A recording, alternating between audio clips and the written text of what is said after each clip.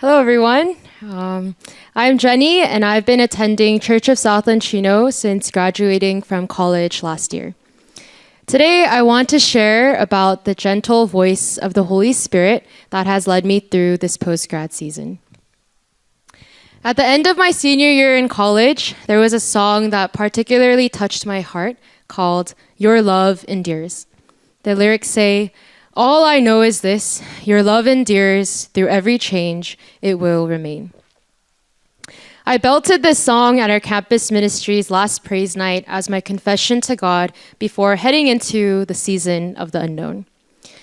And in all honesty, this first year out of college has been quite demanding. I have often been physically exhausted and mentally drained, and transitioning to full-time work, applying for med school, seeking to be involved in church and other ministries, I felt like a fire slowly running out of oil. The passion and radical love for God that I once held on to in college was growing cold. Somehow, in the toiling to relieve my burdens, the burdens grew heavier. I desired to be a strong warrior of God who fights life's battles with the clenched fists and determination, but the reality of what I saw in me was someone growing numb and tired. These past few weeks, I was especially wearing out in the intensity of life's demands. I kept seeing myself fall short to the expectations that I was supposed to meet. At first, I was motivated to try harder, but there came a moment where I could give no more. Each morning, my first words were, "Lord, I need you." A verse that I often mumbled in these times was 2 Chronicles 2:20. It says, "We do not know what to do, but our eyes are on you."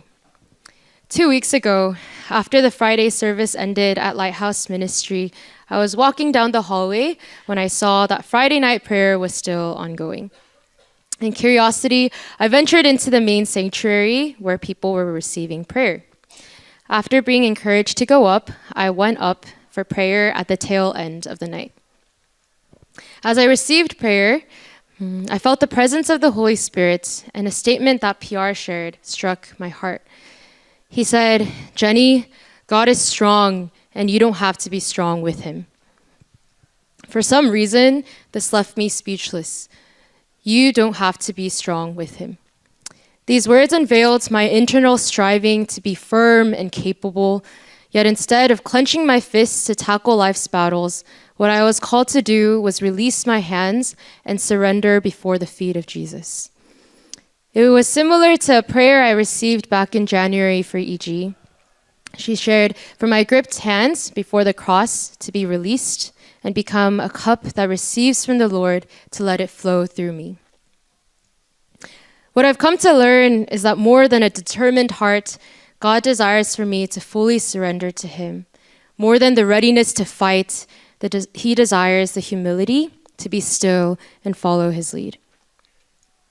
As I continued to receive prayer that Friday night, Christina asked me if I saw anything, and frankly, I saw nothing. However, as time passed and fellow sisters interceded for me, I began to see a faint picture of a large field of yellow flowers. The sun was beaming a warm light over this field. Jesus stood in a white robe amidst the flowers as he turned around to greet me with his arm opening towards me. At that moment, I came to him as a little girl, and as I drew near him, he tossed me up into the air like a father throwing up his little one in pure joy. I felt so carefree. A stark contrast from my reality. The Holy Spirit gently revived my soul by reminding me that in the unknown, I don't have to figure things out for myself, but God will make the way and he will receive the glory. The prayer ended, and I exited the church with bloated eyes and a heart softened by the love of God that pursued me once again. As mighty and powerful God can be, I've come to witness a love so meticulous, gentle, and warm in his presence. How beautiful that the creator of the universe, in all his splendor and glory, would care to give attention to the tender healing of his creations. Cast all your anxiety on him because he cares for you. 1 Peter 5:7. Through preparing this testimony, I've come to learn that there's something that children do better than adults: to run freely in pure joy in the most stressful times.